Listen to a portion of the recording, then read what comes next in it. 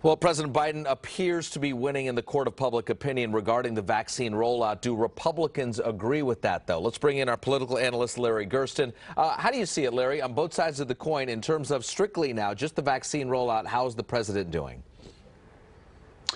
Well, look, he's beating every deadline he had, and now some said he underpromised and over-delivered. Well, he's done it.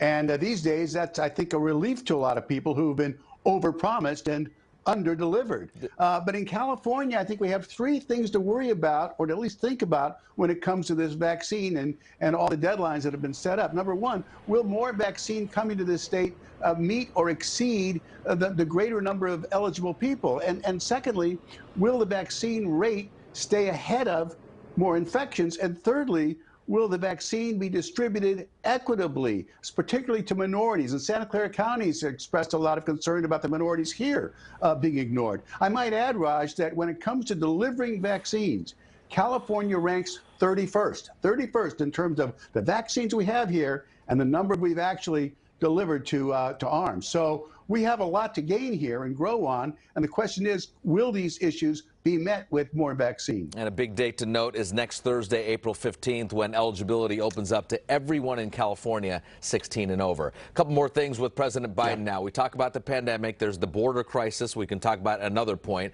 But also right now, let's address that third thing on his bucket list. And maybe it's the most difficult, that $2 trillion infrastructure bill that he's trying to pass. In fact, we saw Vice President Harris here in town yesterday, and that was her goal, strictly to talk about trying to sell the American people on that $2 trillion infrastructure bill. That's a tall order.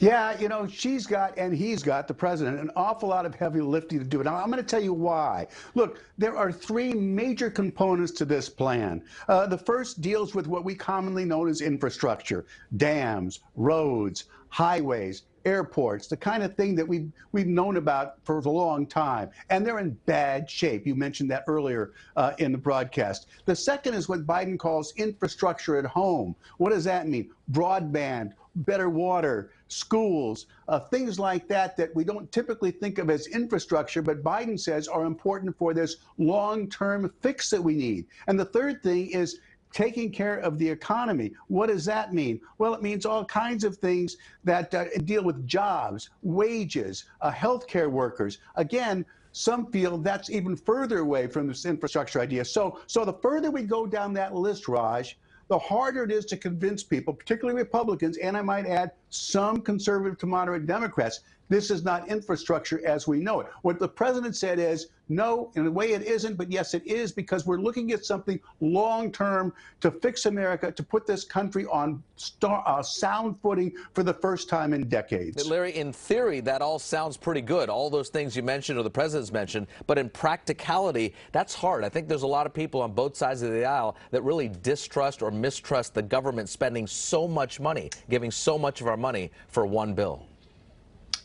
And Raj, you asked this question a couple of weeks ago: how are all these things going to be paid for? And that's the other shoe dropping, if you will. And the president wants to redo the taxation system. He wants to take corporate taxes, which dropped from 35% to 21% during that massive Trump tax cut in 2017, and increase it to 28%. He wants to tax all working people more, those who make $400,000 a year or more, increase their tax load. He thinks between these two things and a few other ideas he's got, like getting rid of subsidies for oil and discounts and whatnot, that together we will get close to offsetting that $2 trillion bill. But you know what? A lot of people like the idea of getting the benefits, don't want to pay the costs. And as the president said, even the vice president said, telling us yesterday, this is a lot of work to be done. It could take a lot of different shapes in these weeks to come, even the months to come. Thank you, Larry.